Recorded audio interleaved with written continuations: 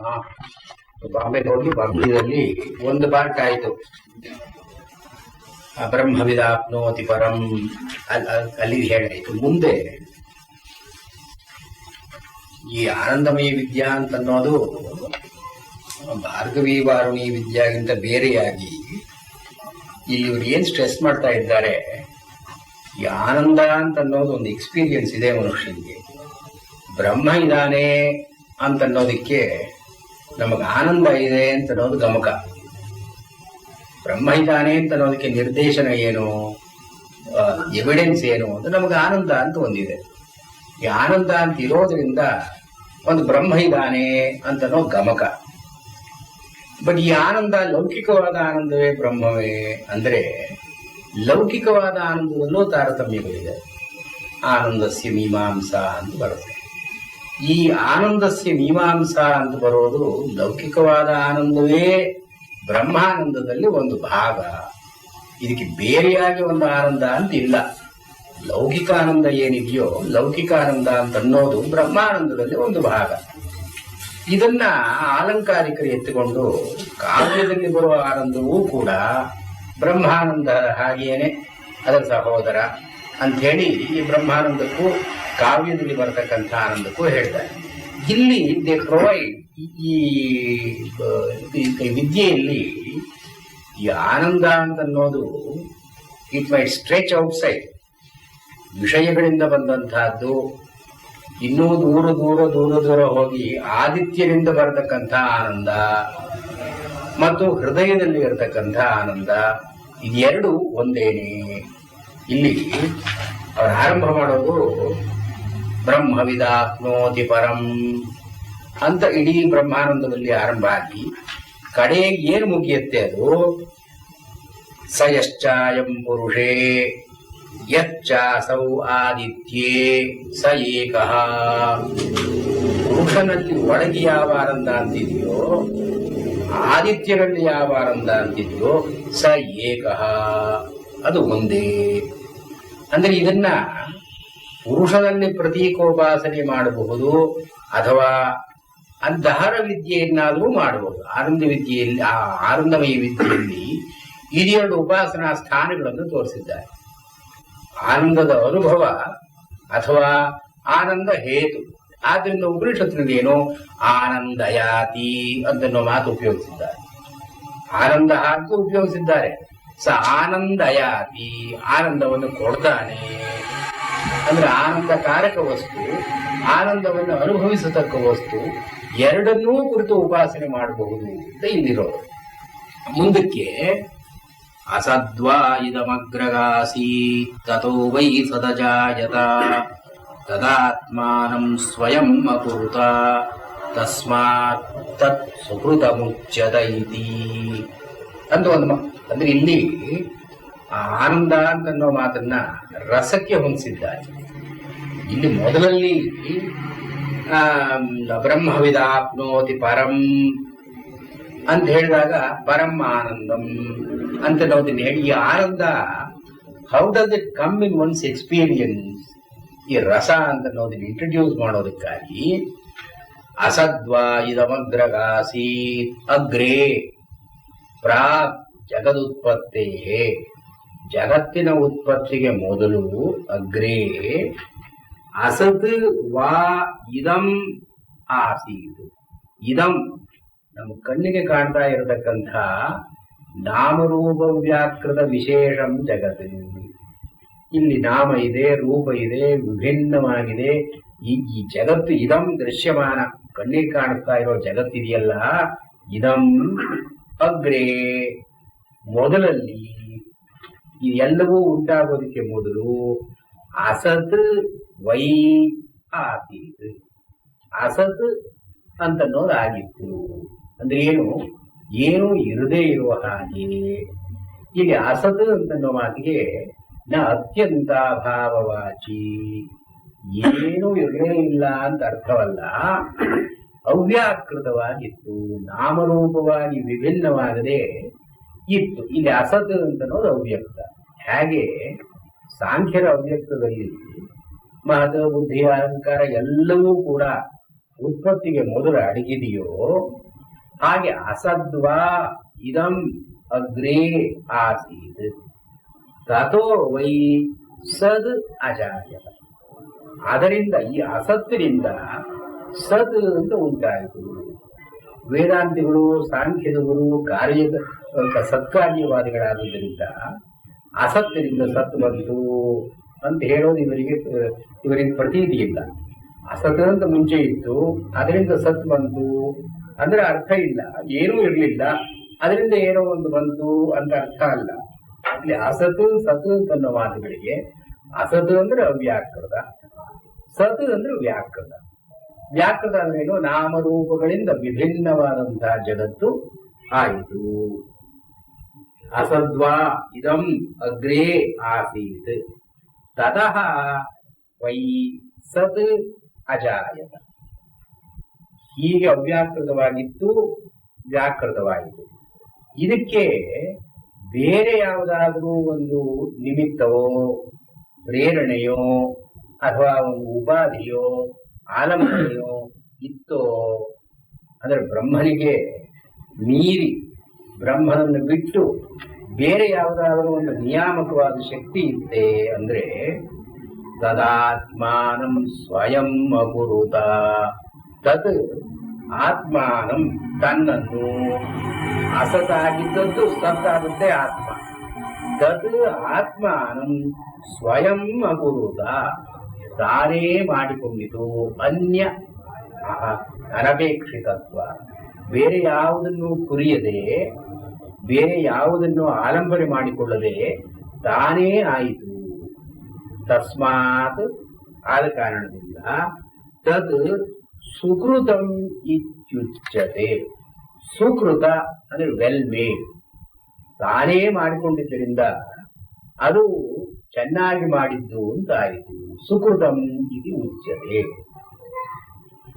ಇಷ್ಟು ಇಲ್ಲಿ ಉಪನಿಷತ್ತಿನ ಧಾಟಿ ಅಂದ್ರೆ ಇದು ಈ ತೈತ್ತರೀಯ ಈ ಪ್ರಾಚೀನ ಉಪನಿಷತ್ತಿನ ಪರಂಪರೆ ಸೇರಿ.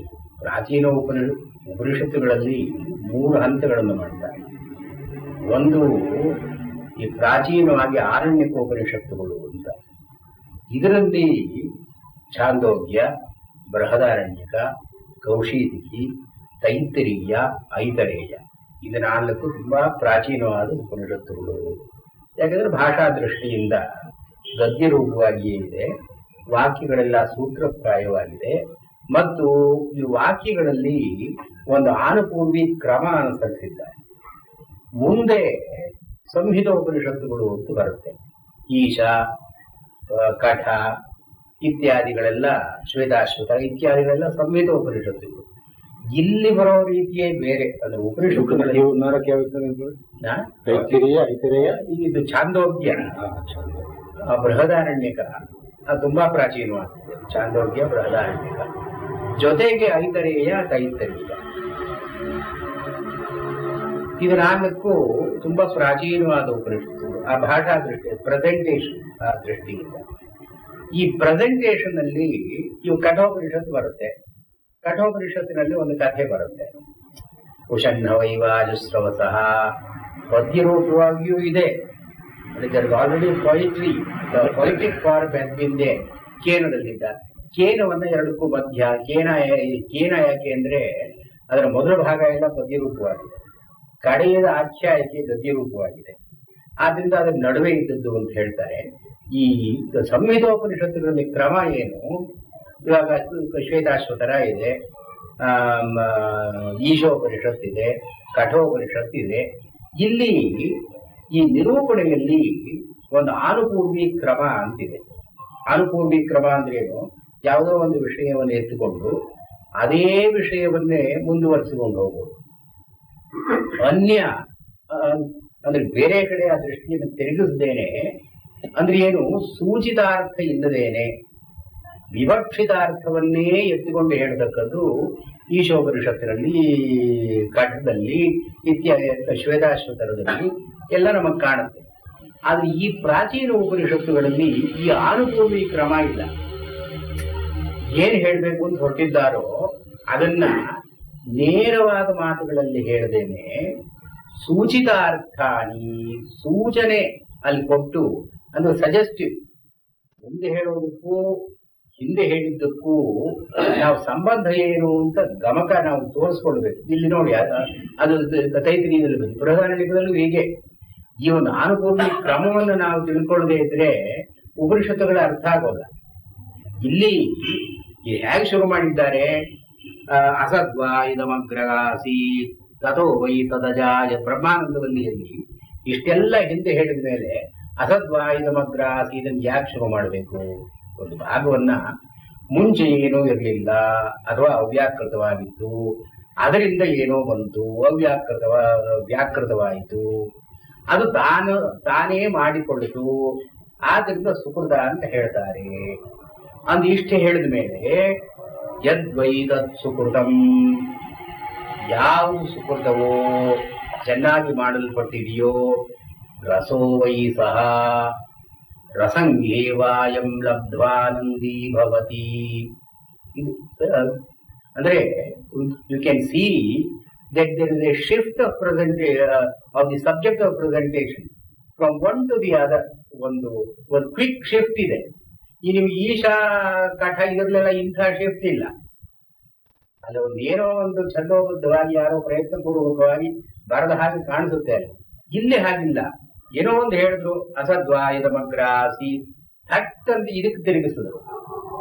ರಸಂ ಹಿ ಯದ್ವೈತ ಸುಕೃತಂ, ಯಾವುದು ಸುಕೃತವೋ ಅದ ರಸ. ಈ ರಸವನ್ನ ಪಡ್ಕೊಂಡವನು ಆನಂದಿ ಭವತಿ, ಸುಖವನ್ನ ಅನುಭವಿಸ್ತಾನೆ. ಏನ್ ಅನುಕೂಲ ಏನಿರ್ಲಿ ಅಂದ್ರೆ ಈ ಆನಂದಸ್ಯ ಮೀಮಾಂಸ ಅಂತ ಮುಂದೆ ಬರುತ್ತೆ.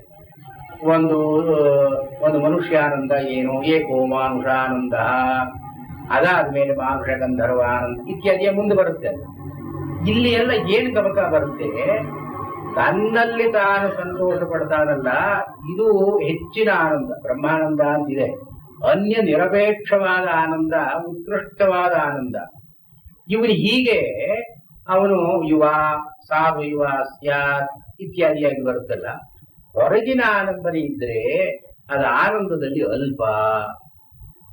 ಸ್ವಾಲಂಬನೆ ಇರತಕ್ಕಂಥ ಆನಂದ ಉತ್ಕೃಷ್ಟವಾದ ಆನಂದ. ಅಂದ್ರೆ dependent pleasure is always limited in its scope and quality. A pleasure that does not depend on anything else, ಇದು ಹೈಯೆಸ್ಟ್ ಬ್ಲಿಸ್.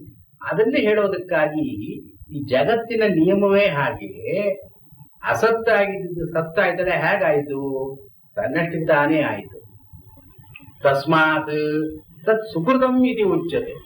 ಈ ಸುಕೃತ ಅಂತ ನಾವು ಮಾತನ್ನು ಎತ್ಕೊಂಡು ಈ ಆನಂದವೂ ಸುಕೃತವಾಗಿರ್ಬೇಕು. ಸುಕೃತವಾಗಿದ್ದರೆ ಅದು ಉಪಾಸನಾ ಯೋಗ್ಯ. ಈ ಸುಕೃತ ಅಲ್ಲದೆ ಇದ್ದ ಆನಂದ ಯಾವುದು ಸ್ವಕೃತವಲ್ಲದ್ದು. ಸುಕೃತ ಅಂತ ನಾವು ಮಾತನ್ನು ಒಂದು ಶ್ಲೇಷ ಎಂದು ಉಪಯೋಗಿಸ್ತಾರೆ. ಸ್ವಕೃತಂ ಸುಕೃತಂ ಅಂತೇಳಿ ಯಾಸ್ಕರು ನಿರುಕ್ತದಲ್ಲಿ ಸುಕೃತ ಅಂತ ನಾವು ಮಾತು ಸ್ವಕೃತ ಅಂತನ್ನೋದರ ಉಚ್ಚಾರಣಾ ಸೌಲಭ್ಯಕ್ಕಾಗಿ ಸುಕೃತ ಅಂತ ಹೇಳಿದ್ದಾರೆ. ಸುಕೃತ ಅಂದ್ರೆ ವೆಲ್ ಮೇಡ್, ಸುಂದರ ಚೆನ್ನಾಗಿ, ಸೌಷ್ಟು, ಕೃತ ಅಂದ್ರೆ ಮಾಡಲ್ಪಟ್ಟಿದ್ದು. ಇಲ್ಲಿ ಏನ್ ಹೇಳಿದ, ಸ್ವಯಂ ಕುರುತ, ತಾನೇ ಮಾಡಿಕೊಳ್ಳುದು. ತಸ್ಮಾತ್ ತತ್ ಸುಕೃತಮಿತ್ಯುಚ್ಯ, ಅದನ್ನ ಸುಕೃತ ಅಂತ ಕರೀತಾರೆ. ಯಾಸ್ಕರ್ ಏನ್ ಹೇಳ್ತಾರೆ, ಈ ಸುಕೃತ ಅಂತ ಅನ್ನೋ ಮಾತು ವಾಸ್ತವವಾಗಿ ಸ್ವಕೃತ ಅಂತ ಇರಬೇಕು. ತನ್ನಷ್ಟಿಗೆ ತಾನು ಮಾಡಿಕೊಂಡಿದ್ದು ಸ್ವಕೃತ. ನಾವು ಮಾಡೋ ತಪ್ಪುಗಳಲ್ಲಿ ಸ್ವಕೃತಾಪರಾಧ ಅಂತ ಇರುತ್ತಲ್ಲ, ಇದು ಸ್ವಕೃತ. ಅದು ಉಚ್ಚಾರಣಾ ಸೌಲಭ್ಯಕ್ಕಾಗಿ ಹೇಗೆ ಹೃದಯಂ ಹೃದಯಂ ಇದು ಭವತಿ. ಹೃದಯ ಅಂತ ಅನ್ನೋ ಮಾತು ಉಪಯೋಗಿಸ್ತೀವಿ. ಹೃದಯ ಅಂತ ಅನ್ನೋ ಮಾತು ಹೃದಯಂ ಅಂತ ಇರ್ಬೇಕದು. ಹೃದಯಂ, ಹೃದಯದಲ್ಲಿ ಅವನಿದ್ದಾನೆ, ಅದು ಹೃದಯಂ, ಹೃದಯ ಅಂತ ಆಗುತ್ತೆ. ಯಾಕೆ? ಉಚ್ಚಾರಣಾ ಸೌಲಭ್ಯಕ್ಕಾಗಿ. ಹಾಗೆ ಇಲ್ಲಿ ಸ್ವಕೃತ ಅಂತಿರೋದು ಸುಕೃತ ಅಂತ ಆಗುತ್ತೆ. ತಸ್ಮಾತ್ ತತ್ ಸುಕೃತಂ ಇತಿ ಉಚ್ಯತೆ. ಮತ್ತೆ ಯಾವ್ಯಾವುದು ಸ್ವಕೃತವೋ ಯದ್ವೈ ತತ್ ಸುಕೃತಂ, ಯತ್ ವೈ ತತ್ ಸುಕೃತಂ. ಈ ಸ್ವಕೃತವಾದದ್ದು ಏನೇನಿದೆಯೋ ರಸೋ ವೈ ಸಹ, ಅದು ರಸ. ರಸ ಅಂತ ಮಾತಿಗೆ ಆಚಾರ್ಯರೇನು ಹೇಳ್ತಾರೆ, ತೃಪ್ತಿ ಹೇತು ಆನಂದಕರ. ಯಾವುದು ತೃಪ್ತಿಯನ್ನ ಉಂಟು ಮಾಡುತ್ತೋ, ತೃಪ್ತಿ ಅಂದ್ರೆ ಏನು, ಅಲಂಭಾವನ, ಇನ್ನು ಸಾಕು ಅಂತನೂ ತೃಪ್ತಿ. ಈ ತೃಪ್ತಿಯಲ್ಲಿ ಈ ಬಯಕೆ ಅಂತಿಲ್ಲ. ಸಾಮಾನ್ಯವಾಗಿ ಲೌಕಿಕ ಆನಂದದಲ್ಲಿರತಕ್ಕಂಥ ಕಾಮನೆ ಎಲ್ಲಿ ಇಲ್ಲವೋ ಇದು ಸ್ವಕೃತದಲ್ಲಿ ಇಲ್ಲ. ಸ್ವಕೃತದಲ್ಲಿ ರಸ ಅಂತಿರೋದ್ರಿಂದ ಸಹ ಆ ಬ್ರಹ್ಮ ಇದ್ದಾನಲ್ಲ, ಆ ಬ್ರಹ್ಮನನ್ನ ರಸ ಅಂತ ಕರೆದಿದ್ದೀವಿ. ರಸ ಅಂತ ಅನ್ನೋದು ಬ್ರಹ್ಮನಿಗೆ ಅಭಿಧಾಯಕವಾಗಿ ಹೇಳ್ತಕ್ಕಂಥದ್ದು. ರಸಂ ಹಿ ಏವ ಅಯಂ ಲಬ್ಧ್ವಾ, ಈ ರಸವನ್ನ ಅವನು ಪಡ್ಕೊಂಡ ಮೇಲೆ ಆನಂದೀ ಭವತಿ, ಅವನು ಸುಖವನ್ನ ಹೊಂದುತ್ತಾನೆ. ಇದು ಸುಖೀ ಭವತಿ. ಇಲ್ಲಿ ಒಂದು ಆನಂದಮಯ ಅಂತ ಒಂದು ಜಿಜ್ಞಾಸೆ ಇದೆಯಲ್ಲ, ಮಯ ಪ್ರತ್ಯಯಕ್ಕೆ ವಿಕಾರವಾಚಿ, ಪ್ರಾಚುರ್ಯವಾಚಿ ಅಂತ ಎರಡು ಅರ್ಥಗಳು ಇಟ್ಕೊಂಡು ಆಚಾರ್ಯರುಗಳಲ್ಲಿ ಜಗಳ ಇದೆ. ಏನು ಆನಂದಮಯ ಅಂತ ಅನ್ನೋದಕ್ಕೆ ಮಯ ಪ್ರತ್ಯಯಕ್ಕೆ ಏನರ್ಥ? ತಾದಾತ್ಮ್ಯವಾಚಿ, ಪ್ರಾಚುರ್ಯವಾಚಿ ಅಥವಾ ವಿಕಾರವಾಚಿ, ಮೂರು ಅರ್ಥಗಳು ಮಯಟ್ಗಿದೆ. ಮಯತ್ರಿಧ. ಇಲ್ಲಿ ಯಾವುದು? ಇಲ್ಲಿ ಶಂಕರಾಚಾರ್ಯರೇ ಶಿಫ್ಟೆಡ್ ದಿ ಪೊಸಿಷನ್ ಅಂತ ಒಂದು ವಾದ. ಆನಂದಮಯ ಅಂತ ಅನ್ನೋದನ್ನ ಅನ್ನಮಯ, ಪ್ರಾಣಮಯ, ಮನೋಮಯ, ವಿಜ್ಞಾನಮಯ ಇಲ್ಲೆಲ್ಲ ವಿಕಾರವಾಚಿಯಾಗಿ ಹೇಳಿ, ಅಲ್ಲಿ ಆನಂದಮಯ ಅಂತನ್ನುವಾಗ ಪ್ರಾಚುರ್ಯವಾಚಿಯಾಗಿ ಹೇಳ್ತಾರೆ. ಅದು ಹಿಂದೆ ಎಲ್ಲ ವಿಕಾರವಾಚಿ ಅಂತೇಳಿ ಆನಂದಮಯ ಅಂತ ಅನ್ನೋದಕ್ಕೆ ಮಾತ್ರ ಪ್ರಾಚುರ್ಯಾರ್ಥವನ್ನು ಕೊಡ್ತಾರೆ. ಆದ್ರಿಂದ ಈ ಎರಡಂತ ಸುಧಾಕಾರರು ಅವರೆಲ್ಲ ಮಾಡ್ತಾರೆ. ಇಲ್ಲಿ ಈ ಮಯ ಶಬ್ದದ ಒಂದು ಬಲವನ್ನು ಶಂಕರಾಚಾರ್ಯರು ಹೇಗೆ ಪರಿಗಣಿಸಿದ್ದಾರೆ, ಇಲ್ಲಿ ಏನ್ ಹೇಳಿದ್ರು, ಬ್ರಹ್ಮನನ್ನ ಕುರಿತು ನಿರ್ದೇಶನ ಇದು. ಯಾಕೆಂದ್ರೆ ಇಡೀ ಅಧ್ಯಾಯ ಆರಂಭ ಆಗೋದು ಹೇಗೆ, ಬ್ರಹ್ಮವಿದ ಆಪ್ನೋತಿ ಪರಂ, ಬ್ರಹ್ಮವಿದ ಆಪ್ನೋತಿ ಪರಂ. ಬ್ರಹ್ಮನನ್ನ ತಿಳ್ಕೊಂಡವನು ಹಿ ಅಟೇನ್ಸ್ ದಿ ಹೈಯೆಸ್ಟ್. ಈ ಬ್ರಹ್ಮ ಅಂತ ಅನ್ನೋದನ್ನೇ ಹೇಳ್ಕೊಂಡು ಬಂದ್ರು. ಈ ಪರಂ ಅಂದ್ರೆ ಏನು? ಬ್ರಹ್ಮವಿದಾಪ್ನೋತಿ ಪರಂ ಅಂತ ಪ್ರತಿಜ್ಞಾವಾಕ್ಯ. ಆದ್ರಿಂದ ಆಚಾರ್ಯರು ಅದಕ್ಕೆ ಏನ್ ಹೇಳ್ತಾರೆ, ಸೂತ್ರಭೂತಂ ಸರ್ವವಲ್ಯರ್ಥಸ್ಯ. ಈ ಮಾತಿದೆಯಲ್ಲ ಮೊದಲನೇದು, ಈ ಬ್ರಹ್ಮಾನಂದವಲ್ಲಿಯಲ್ಲಿ ಮೊದಲನೇ ವಾಕ್ಯ ಬ್ರಹ್ಮವಿದಾಪ್ನೋತಿ ಪರಂ. ಇಡೀ ವಲ್ಲೆಯ ಅರ್ಥವನ್ನ ಸೂತ್ರಪ್ರಾಯವಾಗಿ ಒಳಗೊಂಡಿದೆ ಇದು. ಅಂದ್ರೆ ಏನು? ಇಡೀ ವಲ್ಲಿಯಲ್ಲಿ ಏನ್ ಹೇಳ್ತಾ ಇದ್ದಾರೆ? ಬ್ರಹ್ಮ ಅಂದ್ರೆ ಏನು ಅಂತ ಹೇಳ್ತಾ ಇದ್ದಾರೆ, ಅವನನ್ನು ಪಡ್ಕೊಳ್ಳೋದು ಅಂದ್ರೆ ಏನು ಅಂತ ಹೇಳ್ತಾ ಇದ್ದಾರೆ, ಈ ಪಡ್ಕೊಂಡವನು ಅನುಭವಿಸ್ತಕ್ಕದ್ದು ಏನು ಅಂತ ಹೇಳ್ತಾ ಇದ್ದಾರೆ. ಬ್ರಹ್ಮ ವಿದ್ ಆಪ್ನೋತಿ ಪರಂ. ಈ ಪರ ಅಂದ್ರೆ ಏನು ಅಂದ್ರೆ ಆನಂದ ಅಂತ ಕಡೆಯಲ್ಲಿ ಇದು. ಅಲ್ಲಿ ಬ್ರಹ್ಮ ಅಂದ್ರೆ ಏನು ಅಂತ ಆರಂಭವಾಗಿ ಹೇಳ್ಕೊಂಡು ಬಂದ್ರು, ಕಡೆಯಲ್ಲಿ ಪರಂ ಅಂದ್ರೆ ಏನು ಅಂತ ಹೇಳ್ಕೊಂಡು ಬರ್ತಾರೆ. ಅಲ್ಲಿ ಬ್ರಹ್ಮ ವಿದ್ ಆಪ್ನೋತಿ ಪರಂ, ಬ್ರಹ್ಮನನ್ನ ತಿಳ್ಕೊಂಡವನು. ವಿದ್ ಅಂತ ಅನ್ನೋ ಮಾತಿಗೆ ವಿದ್ರ ಲಾಭೆ ಅಂತ ಅರ್ಥ ಇದೆ. ಯಾರು ಬ್ರಹ್ಮನನ್ನು ಪಡ್ಕೊಳ್ತಾನೋ, ಪಡ್ಕೊಂಡವನು ಆನಂದವನ್ನು ಅನುಭವಿಸ್ತಾನೆ. ಇಲ್ಲಿ ಆನಂದಮಯ ಅಂದ್ರೆ ಬ್ರಹ್ಮನನ್ನ ಪಡ್ಕೊಂಡವನು ಅನುಭವಿಸ್ತಕ್ಕದ್ದು ಅಥವಾ ಬ್ರಹ್ಮನೇ ಆನಂದ ರೂಪವಾಗಿರತಕ್ಕದ್ದು. ಇಲ್ಲಿ ಏನ್ ಹೇಳ್ತಾರೆ, ರಸೋ ವೈ ಸಹ, ಅವನನ್ನ ಆನಂದ ಅಂತ ಕರೀಲಿಲ್ಲ. ಆನಂದಮಯ ಅಂತ ಅನ್ನೋ ಮಾತಿಗೆ ಏನು ಪ್ರಾಬಲ್ಯ ಏನು, ಒಂದು ಸಾಮರ್ಥ್ಯ ಏನು? ಇಲ್ಲಿ ಏನ್ ಕರೆದ್ರು ಆನಂದೀ ಭವತಿ ಅಂತ ಅಲ್ಲೇ ಹೇಳಿದ್ರು. ಆದ್ರೆ ಬ್ರಹ್ಮನನ್ನ ನಿರ್ದೇಶನ ಮಾಡಬೇಕಾದ್ರೆ ಬ್ರಹ್ಮವಿದಾಪ್ನೋತಿ ಪರಂ ಅಂತ ಹೇಳ್ತಾ ಇದ್ದಾರಲ್ಲ, ಅಸತ್ ತಿತ್ತು ಸತ್ ಅಂತಾಯಿತು, ಸ್ವಯಂ ಅಕುರುತ, ತಾನೇ ಆಯಿತು, ತಾನೇ ಆದದ್ದರಿಂದ ಸ್ವಕೃತ ಅಂತ ಆಯಿತು. ಅಂದ್ರೆ ಏನು? ಮೊದಲಿದ್ದ ಸ್ಥಿತಿ, ಅನಂತರದಲ್ಲಿ ಇದ್ದ ಸ್ಥಿತಿ ಒಂದಕ್ಕೊಂದು ಬೇರೆ ಆಗದೆ ಸತ್ಕಾರ್ಯವಾದದ ಪ್ರಕಾರ ಬ್ರಹ್ಮವೇ ಬ್ರಹ್ಮವಾಯಿತು. ಅಸತ್ ಇದು ಅಸತ್ ಬ್ರಹ್ಮ, ಸದ್ಬ್ರಹ್ಮವಾಯಿತು, ಬ್ರಹ್ಮವೇ ಆಯಿತು. ಇಲ್ಲಿ ಒಂದು ಒಂದು ಆಗಬೇಕಾದ್ರೆ ಇದು ಸ್ವಕೃತ ಅಂತ ಅನ್ನೋದು ಅಲ್ಲಿ ಎರಡಕ್ಕೂ ಗಂಟು ಹಾಕ್ತಕ್ಕದ್ದು. ಸ್ವಕೃತ ತಾನೇ ಆಯಿತು, ಅನ್ಯ ನಿರಪೇಕ್ಷವಾಗಿ.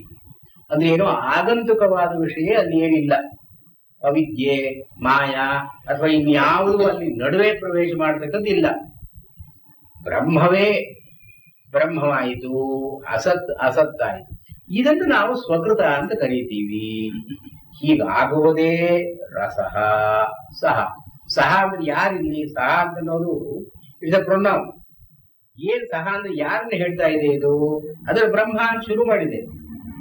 ಬ್ರಹ್ಮವಿದಾಪ್ನೋತಿ ಪರಂ ಅಂತ ಶುರು ಮಾಡಿದೆ. ಇಲ್ಲಿ ಯದ್ವೈತ ಸುಕೃತಂ, ಯಾವುದು ಸ್ವಕೃತವೋ ರಸೋ ವೈ ಸಹ, ಆ ಬ್ರಹ್ಮವೇ ಇದೆ. ಬ್ರಹ್ಮ ಅಂತ ಅನ್ನೋದಕ್ಕೆ ಇಲ್ಲಿ ಏನು ಹೇಳಿದ್ದಾರೆ? ಆನಂದಮಯ ಅಂತ ಹೇಳಲಿಲ್ಲ,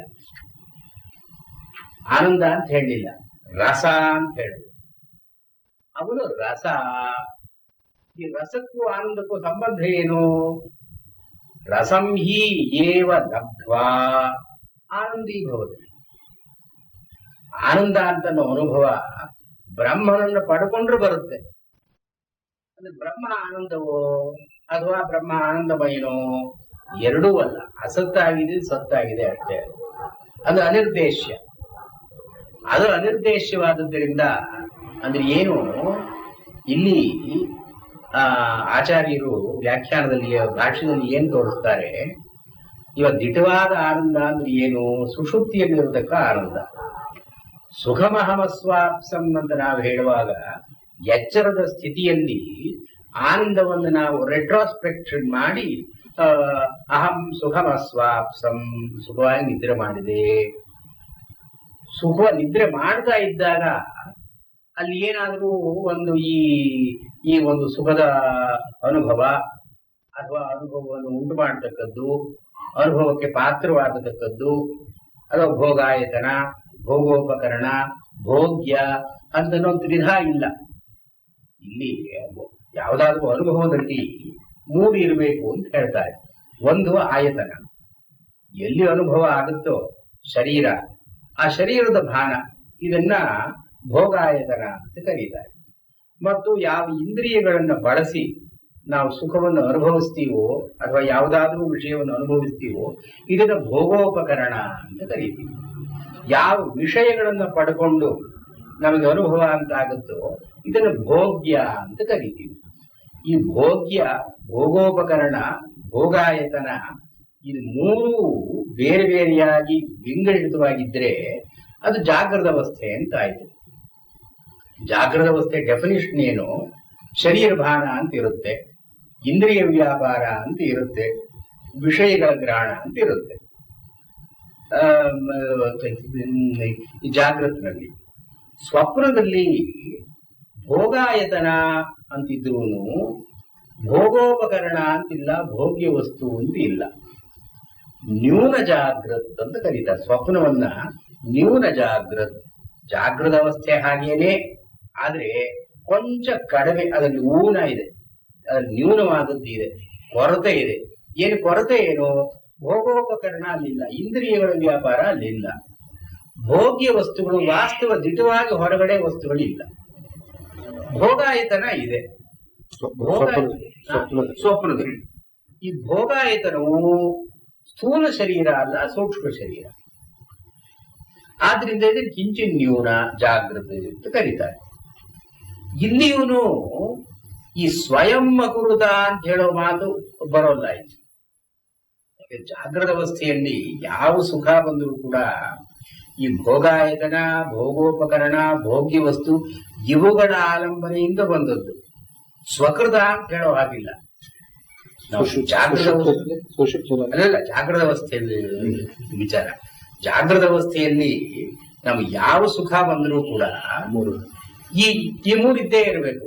ನಮ್ಮ ಸ್ಥೂಲ ದೇಹ ಇರಬೇಕು, ಮತ್ತೆ ಇಂದ್ರಿಯಗಳ ವ್ಯಾಪಾರ ಇರಬೇಕು, ಹೊರಗಡೆ ವಿಷಯಗಳು ಇರಬೇಕು. ಇದು ಈ ಮೂರು ಇಲ್ಲದೇನೆ ಸುಖ ಅಂತ ಇಲ್ಲ. ಆದ್ರಿಂದ ಸ್ವಕೃತ, ಸುಕೃತ, ಸ್ವಯಂ ಅಕೃತ ಅಂತ ನಾವು ಮಾತನ್ನೇ ಹೇಳೋದು ಸಾಧ್ಯ ಇಲ್ಲ ನಮಗೆ. ಈ ಸ್ವಪ್ನದಲ್ಲಿಯೋ ಅದು ಇದೇ ಅನ್ವಯ ಅಲ್ಲಿಯೂ ಆಗಬೇಕು. ಅಲ್ಲಿಯೂ ಕೂಡ ಭೋಗಾಯತನ ಅಂತ ಇದೆ.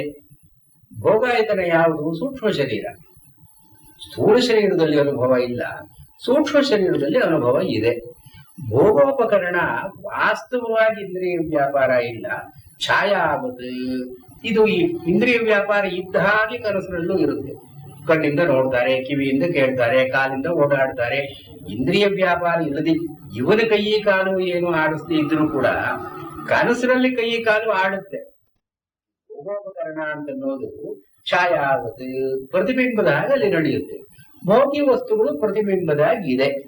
ಆದ್ರಿಂದ ಇದನ್ನ ಹೇಗೆ ನಾವು ಸ್ವಕೃತ ಅಂತ ಹೇಳಲಾರೆವು, ಕನಸನ್ನು ಕೂಡ ಸ್ವಕೃತ ಅಂತ ಹೇಳೋದು ಸಾಧ್ಯ ಇಲ್ಲ. ಸುಷುಪ್ತಿಯಲ್ಲಿ ಮಾತ್ರ ಭೋಗೋಪಕರಣ, ಭೋಗಾಯತನ, ಭೋಗ್ಯ ಇದು ಮೂರೂ ಇಲ್ಲ. ಇದ್ರೂ ಈ ಮೂರರ ವಿಂಗಡಣೆ ಇಲ್ಲ. ಅದು ಸುಷುಪ್ತಿಯಲ್ಲಿ ದೇಹ ಇರುತ್ತೆ, ಇಂದ್ರಿಯಗಳು ಇರುತ್ತೆ, ಹೊರಗಡೆ ವಿಷಯಗಳು ಇರುತ್ತೆ. ಇವನಿಗೆ ಇದರ ಭಾನ ಇಲ್ಲ. ಭಾನ ಅಂದ್ರೆ awareness. Awareness of the body ಇಲ್ಲ, awareness of the sense function ಇಲ್ಲ, awareness of the objects outside ಇಲ್ಲ. ಅಂದ್ರೆ ಇವನಿಗೆ ಆನಂದ ಉಂಟಾಗುತ್ತಲ್ಲ, ಆನಂದ ಇದೆ ಇವನಿಗೆ. ನನಗೆ ಆನಂದ ಇದೆ ಅಂತ ಹೇಳ್ಕೊಳ್ಳೋದಕ್ಕೆ ಇವನಿಗೆ ಸಾಧ್ಯ ಇಲ್ಲ. ಯಾಕೆಂದ್ರೆ ಈ ಮೂರು ವಿಂಗಡಣೆ ಇಲ್ಲ. ಎದ್ದ ಮೇಲೆ ಸುಖ ಮಹವಸ್ವಾಪ್ಸಂ ಅಂತ ಹೇಳ್ತಾರೆ. ಅಂದ್ರೆ ಸುಷುಪ್ತಿಯಲ್ಲಿ ಸುಖ ಇದೆ ಅಂತ ಆಯ್ತು. ಅದರ ಸುಖ ಹೀಗೆ ಈ ಮೂರು ಭೋಗೋಪಕರಣ, ಭೋಗಾಯತನ, ಭೋಗ್ಯ ವಸ್ತು ಇವುಗಳಿಂದ ನಿರ್ಧಾರಿತವಾದದ್ದಲ್ಲ. ಮತ್ತೆ ಹಾಗೆ ಸ್ವಕೃತ. ಇವು ಏನೋ ವ್ಯಾಪಾರ ಮಾಡದೇ ಇದ್ದಾಗ ಬರತಕ್ಕಂತಹ ಸುಖ ನಿದ್ರೆಯಲ್ಲಿ ಅವನಿಗಿದೆ, ಸುಷುಪ್ತಿಯಲ್ಲಿ ಇದೆ. ಇದು ಇಲ್ಲಿ ಯದ್ವೈತತ್ ಸುಕೃತಂ ರಸೋ ವೈ ಸಹ ರಸಂಹೇವಾಯಂ ಲಬ್ಧ್ವಾನಂದೀ ಭವತಿ. ಈ ಸ್ವಕೃತ ಅಂತ ಇದೆಯಲ್ಲ, ಈ ಇಂದ್ರಿಯ ವ್ಯಾಪಾರಗಳ ಅವಲಂಬನೆ, ಹೊರಗಡೆ ವಸ್ತುಗಳ ಅವಲಂಬನೆ ಇಲ್ಲದೆ ಸ್ವಪಿತಿ ಅಂದ್ರೆ ಏನರ್ಥ? ಸ್ವಂ ಅಪೀತಿ, ತನ್ನಲ್ಲಿ ಹೋಗ್ತಾನೆ, ತನ್ನಲ್ಲಿ ಹೋಗಿ ಸೇರಿಕೊಳ್ತಾನೆ. ಆ ತಾನು ಅಂದ್ರೆ ಯಾವುದು? ರಸ. ರಸೋ ವೈ ಸಹ. ಇವನು ಸುಷುಪ್ತಿಯಲ್ಲಿ ಎಲ್ಲಿ ಹೋಗ್ತಾನೆ? ಬ್ರಹ್ಮನಲ್ಲಿ ಹೋಗ್ತಾನೆ. ಹೋದ ಮೇಲೆ ಅವನ ಅನುಭವ ಏನು? ಆನಂದ. ರಸಂಹೀಯೇವ ಅಯಂ ಲಬ್ಧ್ವಾ ಆನಂದೀ ಭವತಿ. ಅಂದ್ರೆ ಏನು? ಈ ವಾಕ್ಯದಲ್ಲಿ ಇಲ್ಲಿ ರಸ ಅಂತನ್ನೋ ಮಾತನ್ನ ಬ್ರಹ್ಮನಿಗೆ ಉಪಯೋಗಿಸಿದ್ದಾರೆ, ಆನಂದ ಅಂತನ್ನೋ ಮಾತನ್ನು ಬ್ರಹ್ಮನಿಗೆ ಉಪಯೋಗಿಸಿಲ್ಲ. ಆನಂದ ಅಂತನ್ನೋ ಅನುಭವ ಯಾರವನ್ನು ಪಡ್ಕೊಳ್ತಾನೋ ಅವನಿಗೆ ಬರತಕ್ಕ ಅನುಭವ. ಬ್ರಹ್ಮವಿದಾಪ್ನೋತಿ ಪರಂ. ಆಪ್ನೋತಿ ಅಂತ ಒಂದು ಮಾತು ಬರುತ್ತಲ್ಲ, ಇಲ್ಲಿ ಲಬ್ಧ್ವಾ ಅಂತ ಮಾತು ಬರುತ್ತೆ. ಅಲ್ಲಿ ಆಪ್ನೋತಿ ಪ್ರಾಪ್ಯ, ಇಲ್ಲಿ ಲಬ್ಧ್ವಾ ಅಂದ್ರೂ ಪ್ರಾಪ್ಯ. ರಸಂ ಹಿ ಏವ ಅಯಂ ಲಬ್ಧ್ವಾ. ಪರ ಅಂದ್ರೆ ಯಾವುದು? ಆನಂದೀ ಭವತಿ. ಈ ಆನಂದ ಅಂತ ಅನ್ನೋದು ಪರ. ಆದ್ದರಿಂದ ಆಚಾರ್ಯರು ಏನ್ ತೋರಿಸ್ತಾ ಇದ್ದಾರೆ ಇಲ್ಲಿ ವ್ಯಾಖ್ಯಾನದಲ್ಲಿ? ಯಾರು ಈ ಬ್ರಹ್ಮಾನಂದವನ್ನು ಪಡ್ಕೊಳ್ತಾ ಇದ್ದಾನೋ ಅವನು ಆನಂದಮಯ, ಜೀವ ಆನಂದಮಯ, ಬ್ರಹ್ಮ ಆನಂದ ಸ್ವರೂಪ. ಅವನನ್ನ ರಸ ಅಂತ ಕರೆದಿದ್ದಾರೆ. ರಸವನ್ನು ಯಾರು ಪಡ್ಕೊಳ್ತಾನೋ ಜೀವ, ಆ ಪಡ್ಕೊಳ್ತಿರೋ ಕಾಲಕ್ಕೆ ಅವನು ಆನಂದಮಯ. ಹೇಗೆ ಅನ್ನಮಯ, ಪ್ರಾಣಮಯ, ಮನೋಮಯ ಇತ್ಯಾದಿಯಾಗಿ ಹೇಳ್ತೀವೋ, ಇವನಿಗೆ ಆನಂದವೇ ಪ್ರಚುರವಾಗಿ ಇರತಕ್ಕಂತಹ ಸ್ಥಿತಿ. ಅದು ಜೀವವಾದ್ರಿಂದ ಉಪಾಧಿಗಳಿರುತ್ತೆ. ಉಪಾಧಿಗಳಿದ್ದಾಗ ಅವನಿಗೆ ಪೂರ್ಣಾನಂದ ಅಂತ ಹೇಳೋದು ಬರೋಲ್ಲ. ಆದ್ರೆ ಅವನ ಸುಷುಪ್ತಿಯ ಕಾಲದಲ್ಲಿ, ಬ್ರಹ್ಮಾನುಭವದ ಕಾಲದಲ್ಲಿ ಆನಂದೀ ಭವತಿ, ಆನಂದವನ್ನು ಅನುಭವಿಸ್ತಾನೆ. ಅನುಭವಿಸುವ ಕಾಲಕ್ಕೆ ಅವನು ಆನಂದಮಯ. ಪ್ರಚುರ ಆನಂದ ಇತ್ಯರ್ಥ. ಪ್ರಚುರ ಆನಂದ. ಇಲ್ಲಿ ಏನ್ ಆಚಾರ್ಯರಾದನ್ನು ವಿಕಾರ ಅಂತ ಹೇಳಿ ಇದನ್ನು ಪ್ರಾಚುರ್ಯ ಅಂತ ಮುಂದೆ ಬರೋದು, ಅದು ಇಲ್ಲಿ ಬರೋದಲ್ಲ. ಅರ್ಧವಿವಾರಣೆ ವಿದ್ಯೆಯಲ್ಲಿ ಬರೋದು, ಮುಂದಿನ ಒಲ್ಲಿಯಲ್ಲಿ ಬರತಕ್ಕಂಥದ್ದು. ಆದ್ರೂ ಕೂಡ ಇಲ್ಲಿ ಒಂದು ಸಂಗತಿ ಇರಬೇಕದು. ಇಲ್ಲಿ ಹೇಳಿದ್ದನ್ನೇ ಅಲ್ಲಿ ಹೇಳ್ತಾ ಇದ್ದಾರೆ. ಆಮೇಲೆ ಅವರು ಆ ಕಡೆಯ ವಲ್ಲಿಯಲ್ಲಿ, ತೈತ್ರಿಯ ಕಡೆಯ ವಲ್ಲಿ ಭಾರ್ಗವಿವಾರಣೆ ವಿದ್ಯಾ ಭೃಗುರ್ವೈವಾರಣಿ. ಇಲ್ಲಿ ಆ ಮಯಟ್ ಶಬ್ದದ ಗಲಾಟೆ ಇಲ್ಲಿ ಇಲ್ಲ. ಹಿಂದೆ ಇದ್ರೂ ಕೂಡ ಆಚಾರ್ಯರ ದೃಷ್ಟಿಯಲ್ಲಿ ಏನು, ಈ ಬ್ರಹ್ಮನನ್ನ ಆನಂದ ಅಂತನ್ನೋದನ್ನ ಹೇಳೋದು ಸಾಧ್ಯ ಇಲ್ಲ. ಚಿದಾನಂದ ಬ್ರಹ್ಮ ಅಂತ ಹೇಳೋದು ಆಮೇಲೆ ಉಪನಿಷತ್ತು ಏನೇ ಹೇಳ್ತಾ ಇದೆ, ಸತ್ಯಜ್ಞಾನ ಅನಂತಂ ಬ್ರಹ್ಮ. ಇಲ್ಲಿ ಈ ಒಂದು ಉಪನಿಷತ್ತಿನಲ್ಲಿ ಈ ಭಾಗದಲ್ಲಿ ಬ್ರಹ್ಮಾನಂದದಲ್ಲಿ ಬ್ರಹ್ಮನಿಗೆ ಲಕ್ಷಣವನ್ನು ಹೇಗೆ ಏನ್ ಕೊಟ್ಟಿದ್ದಾರೆ? ಬ್ರಹ್ಮವಿದಾಪ್ನೋತಿ ಪರಂ ಸತ್ಯಜ್ಞಾನಂ ಅನಂತಂ ಬ್ರಹ್ಮ. ಆನಂದ ಅಂತ ಹೇಳಿಲ್ಲ ಅಲ್ಲಿ, ಚಿದಾನಂದ ಅಂತ ಆಮೇಲೆ ಒಂದು ವೇದಾಂತ ಡಿಂಡಿಮಕಾರರೇ ಹೇಳಿದ್ರು. ಇಲ್ಲಿ ಆನಂದ ಅಂತ ಬ್ರಹ್ಮನಿಗೆ ಒಂದು ಗುಣ ಅಂತ ಹೇಳಿಲ್ಲ. ಇಲ್ಲಿ ಶಂಕರಾಚಾರ್ಯರನ್ನು ತಪ್ಪಾಗಿ ಯಾರು ತಿಳ್ಕೊಂಡಿದ್ದಾರೆ ಅಂತಂದ್ರೆ, ಈ ಕನ್ಫ್ಯೂಸ್ ಅಂತ ಹೇಳಿದ್ರು. ಆನಂದಕ್ಕೆ ಯಾವುದು ಕಾರಣವಾಗುತ್ತೋ ಅದು ರಸ. ಆದ್ರಿಂದ ಆಚಾರ್ಯರು ರಸ ಅಂತ ನಮ್ಗೆ ಏನು ಡೆಫಿನಿಷನ್ ಹೇಳ್ಕೊಳ್ತಾರೆ, ಏನು ಅರ್ಥ ಹೇಳ್ತಾರೆ ಅವರು? ತೃಪ್ತಿ ಹೇತು ಆನಂದಕರ ಅಂತ ಹೇಳ್ತಾರೆ ಆಚಾರ್ಯ ಭಾಷೆಯಲ್ಲಿ. ಇಲ್ಲಿ ರಸೋ ವೈ ಸಹ, ರಸ ಅಂತದಕ್ಕೆ ಏನು ಅರ್ಥ? ಆಚಾರ್ಯರು ಹೇಳ್ತಾರೆ ತೃಪ್ತಿ ಹೇತು, ತೃಪ್ತಿಗೆ ಕಾರಣವಾಗುತ್ತೋ ಆನಂದಕರ, ಯಾವುದು ಆನಂದವನ್ನು ಉಂಟು ಮಾಡುತ್ತೋ ಅದು ರಸ, ಅದು ಬ್ರಹ್ಮ. ಒಂದು ಸ್ವಭಾವ ಏನು? ಬ್ರಹ್ಮನ ಪಡೆದುಕೊಂಡ್ರೆ ಆನಂದವನ್ನು ಕೊಡ್ಬೇಕು. ಬ್ರಹ್ಮನೇ ಆನಂದ ಅಂತ ಅರ್ಥ ಅಲ್ಲ. ಕಾವ್ಯದ ಕೂಡಿಕೊಂಡು ಸಂತೋಷ ಆಗುತ್ತೆ, ಕಾವ್ಯ ಸಂತೋಷ ಅಂತಲ್ಲ. ಕಾವ್ಯದ ಕೂಡಲೇ ನಮಗೆ ಬರಬೇಕು ಅನುಭವ ಸಂತೋಷ. Difference between the actual substance and the consequential experience. ಇಲ್ಲಿ ಆಚಾರ್ಯರು ಅದನ್ನ ಆ ಡಿಸ್ಟಿಂಕ್ಷನ್ ತೋರಿಸ್ತಾ ಇದ್ದಾರೆ. ಸೋವೈ ಸಹ ಅಂತ ಬ್ರಹ್ಮನಿಗೆ ಹೇಳಿದ್ರು, ಆನಂದ ಅಂತ ಬ್ರಹ್ಮನಿಗೆ ಹೇಳಲಿಲ್ಲ. ಆನಂದ ಅಂತ ನೋಡಿ ಬ್ರಹ್ಮನ ಗುಣಗಳಲ್ಲಿ ಒಂದು ಅಲ್ಲ. ಮುಂದೆ ವೇದಾಂತದಲ್ಲಿ ಸಚ್ಚಿದಾನಂದ ಅಂತ ಒಂದು ಪದವನ್ನು ಉಪಯೋಗಿಸಿ ಸತ್ ಚಿತ್ ಆನಂದ ಮೂರು ಕೂಡಿಕೊಂಡಿರೋದು ಅಂತ ಮಾಡುದು. ಉಪನಿಷತ್ನಲ್ಲಿ ಆನಂದ ಅಂತ ನಾವು ಮಾತಿದ್ದು. ಸತ್ಯಂ ಅಂದ್ರೆ ಸತ್ಯ, ಜ್ಞಾನಂ ಅಂದ್ರೆ ಚಿತ್, ಅನಂತಂ ಅಂತ ಮೂರು. ಯಾವುದು ದೇಶಕಾಲ ಪರಿಚ್ಛಿನ್ನವಾಗಿದೆಯೋ, ಯಾವುದಕ್ಕೆ ವ್ಯವಧಿಗಳಿಲ್ಲವೋ ಅದನ್ನು ಆನಂದ ಅಂತ ಉಪನಿಷತ್ತು ಹೇಳಿದೆ. ಅಂದ್ರೆ ವೇದಾಂತದ ಪರಂಪರೆಯಲ್ಲಿ ಎಷ್ಟೊಂದು ತೊಡಕುಗಳಿದೆ ಅಂತ. ಇದು nothing that the Vedanta has fallen on evil days. ಪರಂಪರೆಯಲ್ಲಿ ಯಾರೋ ಒಂದು ಸಚ್ಚಿದಾನಂದ ಬ್ರಹ್ಮ ಅಂತ ಸಚ್ಚಿದಾನಂದ ಶಿವೋಹಂ ಅನ್ನೋದು. ಆನಂದ ಅಂತ ಎಲ್ಲಿ ಬಂತಾರೆ? ಬ್ರಹ್ಮನಿಗೆ ಆನಂದ ಅಂತ ಹೇಳೋದು ಎಲ್ಲಿದೆ? ಉಪನಿಷತ್ತಿನಲ್ಲಿ ಆನಂದ ಅಂತ ಹೇಳಿದೆಯೋ? ಉಪನಿಷತ್ತಿನಲ್ಲಿ ಆನಂದ ಅಂತ ಬ್ರಹ್ಮನಿಗೆ ಹೇಳಿಲ್ಲ. ಕೈತರಿಯಲ್ಲಿ ಸತ್ಯಜ್ಞಾನ ಅನಂತಂ ಬ್ರಹ್ಮ, ಅನಂತ ಅಂತ ನಾವು ಮಾತು ತಿಳಿಸಿದ್ದಾರೆ. ಆನಂದ ಯಾರಿಗೋ ಆನಂದವಾಯಿತು ಸೇರಿಸ್ಬಿಟ್ರು ಅವರು, ಸಚ್ಚಿದಾನಂದ ಶಿವೋಹಂ. ಇದು ಇವಾಗ ಬ್ರಹ್ಮನಿಗೆ ಸಚ್ಚಿದಾನಂದ ಅಂತ ಹೇಳ್ಕೊಂಡು ಬಂದು ಇಲ್ಲಿ ಆಚಾರ್ಯರು ವಿಚಾರ ಶಬ್ದವನ್ನು ಹೇಳ್ತಾರೋ, ಪ್ರಾಚುರ್ಯಾರ್ಥವನ್ನು ಹೇಳ್ತಾರೋ, ಇಲ್ಲಿ ಈ ಚರ್ಚೆಗೆ ಅವಕಾಶವೇ ಇಲ್ಲ. ಆಚಾರ್ಯರೇನು ಬ್ರಹ್ಮನ ಆನಂದ ಅಂತ ಹೇಳಲಿಲ್ಲ.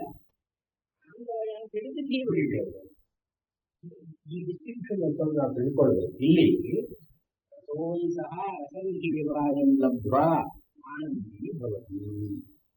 ಇಲ್ಲಿ ಆನಂದ ಅಂತ ಅನುಭವ ಜೀವನಿಗೆ ಬ್ರಹ್ಮ ಪ್ರಾಪ್ತಿ ಆದರೆ ರಸ ಅದೇ ತೃಪ್ತಿ ಹೇತು.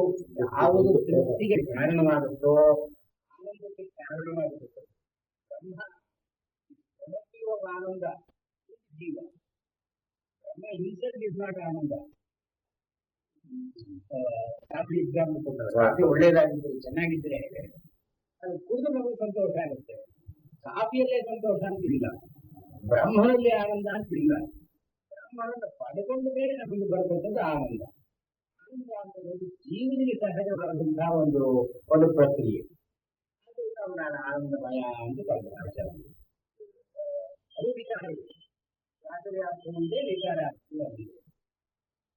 ಹೀಗೆ ಹೇಳಿ ಲೋಕದಲ್ಲಿಯೂ ಕೂಡ ಕೋಕ್ತಿವಾನ್ಯಾತ್ ಸಪ್ರಾಣ್ಯಾತ್ ಯದೇಕ ಆಕಾಶ ಆನಂದೋ ನ ಸ್ಯಾತ್. ಈ ಆನ್ಯಾತ್ ಹರಣ ಅಂದ್ರೆ ಜೀವನ ಕ್ರಿಯೆ. ಯಾರು ಬದುಕುತ್ತಾರೆ? ಕೋಟಿ ಈಗ ಅನ್ಯಾತ್ ಅನ್ಯಾತ್ ಯಾರು ಉಸಿರಾಡ್ತಾರೆ? ಯದೇಶ ಆಕಾಶೇ ಆನಂದ ನಸ್ಯ. ಮನುಷ್ಯನ ಹೃದಯ ಗುಹೆಯಲ್ಲಿ ಆಕಾಶೇ ವ್ಯೋಮ್ನಿ ಅಂತ ಆಚಾರ್ಯ ಭಾಷ್ಯ. ಪರಮಂ ವ್ಯೋಮ ಅಂತ ಹೇಳ್ತಾ ಇದ್ದಾರೆ. ಈ ಪರಮೇಂ ವ್ಯೋಮ್ನಿ ಗುಹಾಯಾಂ ನಿಹಿತಃ. ಹೃದಯ ಗುಹೆ ಅಂತ ಏನ್ ಕರಿತೀವಿ, ಈ ಗುಹೆಯಲ್ಲಿ ಈ ಆಕಾಶ ಅಂತ ನಾವು ಇರದೇ ಇದ್ದ, ಆನಂದ ಅಂತ ನಾವು ಇರದೇ ಇದ್ರೆ, ಆಕಾಶೇ ಆನಂದ ನ ಭವೇತ್. ಸ್ವಪ್ರಾಣಿಯ ಲೌಕಿಕ ಜೀವನದಲ್ಲಿ ಕೂಡ ಈ ಆನಂದವನ್ನು ಅನುಭವಿಸ್ತಕ್ಕಂತಹ ಸಾಮರ್ಥ್ಯ ಜೀವನ ಇಲ್ಲದೇ ಇದ್ರೆ ಯಾರು ಬರುತ್ತಾರೆ, ಯಾರು ಉಸಿರಾಡ್ತಾರೆ? ಇದು ಲೌಕಿಕ ಆಚರಣೆಯು ಉಪನಿಷತ್ತು ಏನ್ ಹೇಳ್ತಾ ಇದೆ? ಆನಂದಿ ಬ್ರಹ್ಮನನ್ನು ಪಡ್ಕೊಂಡವನು ಆನಂದವನ್ನು ಪಡೀತಾನೆ. ಬ್ರಹ್ಮನನ್ನು ಪಡೆದು ಆನಂದಿ ಬರುತ್ತಿ ಸುಖವನ್ನು ಪಡ್ಕೊಳ್ತಾನೆ. ಆದರೆ this is not a trait that he acquires, it's not a quality that comes usually separate. It is already there in him. ಮೂಲಭೂತವಾಗಿ ಜೀವನ ಇರತಕ್ಕಂತಹದ್ದೇ ಈ ಆನಂದ ಸ್ವಭಾವ. ಆನಂದನ ಸ್ವಭಾವ, ಆನಂದವನ್ನು ಅನುಭವಿಸ್ತಕ್ಕಂತಹದ್ದು ಜೀವನಿಗೆ ಇದ್ದೇ ಇದೆ. ಅದಿಲ್ಲದೆ ಇದ್ರೆ ಯಾರು ಉಸಿರಾಡ್ತಾರೆ, ಯಾರು ಬದುಕುತ್ತಾರೆ? ಅಂದ್ರೆ ಜೀವನದಲ್ಲಿ ಆನಂದ ಅಂತ ಅನ್ನೋದು ಹಾಸೋಕ್ತರಾಗಿ ಸೇರಿದೆ. ಈ ಆನಂದದ ಪ್ರತೀತಿ ಇಲ್ಲದೆ ಇದ್ರೆ ಯಾರೂ ಬದುಕೋಲ್ಲ. ಗುಹಾಯಾಂ ನಿಹಿತಃ. ಅದರಿಂದ ಆಚಾರ್ಯರಿಂದ ಒಂದು ಸೆಂಟೆನ್ಸ್ ಸೇರಿಸ್ತಾರೆ, ತಸ್ಮಾದಸ್ತಿ ತದ್ ಬ್ರಹ್ಮ. ಆದ್ದರಿಂದ ಯಾರು ಇದೆಯೋ ಅದು ಬ್ರಹ್ಮ. ಆನಂದವನ್ನು ಅನುಭವಿಸಿ ಬದುಕ್ತಾ ಇದ್ದಾನೆ. ಆನಂದವನ್ನು ಅನುಭವಿಸೋದಕ್ಕೆ ಮೂಲ ಕಾರಣ ಯಾವುದು? ಬ್ರಹ್ಮ. ತದ್ ಬ್ರಹ್ಮ. ಬ್ರಹ್ಮನನ್ನು ಪಡ್ಕೊಂಡವರು ಆನಂದವನ್ನು ಅನುಭವಿಸ್ತಾರೆ. ನಿತ್ಯವಾಗಿ ಹಾಗೂ ಆನಂದವನ್ನು ಅನುಭವಿಸ್ತೀವಲ್ವಾ, ಅದ್ರ ಬ್ರಹ್ಮ ಇರೋದ್ರಿಂದ ಅನುಭವಿಸ್ತಾರೆ. ಕಾಫಿ ಕೂಡ ಆನಂದ ಅನುಭವಿಸಿದ್ರು ಕೂಡ, ಚಾಕ್ಲೇಟ್ ಆನಂದ ಅನುಭವಿಸಿದ್ರು ಕೂಡ ಬ್ರಹ್ಮ ಇದ್ದಾನಲ್ಲಿ ಅಂತ. ತಸ್ಮಾದಸ್ತಿ ತದ್ ಬ್ರಹ್ಮ. ಅದು ಬ್ರಹ್ಮನಿಗೆ ಗಮಕವಾಗಿ ಆನಂದ ಅಂತ ಎಲ್ಲೆಲ್ಲಿದೆಯೋ ಬ್ರಹ್ಮ ಇಲ್ಲದೆ ಆನಂದ ಅಂತಿಲ್ಲ. ಆನಂದ ಇದ್ದಲ್ಲಿ ಬ್ರಹ್ಮ ಇದ್ದಾನೆ ಅಂತ ಹೇಳಲೇಬೇಕು. ಅಂದ್ರೆ ಉಪನಿಷತ್ಕಾರರ ದೃಷ್ಟಿಯಲ್ಲಿ ತಪ್ಪು ಸರಿಗಿಂತಲ್ಲ,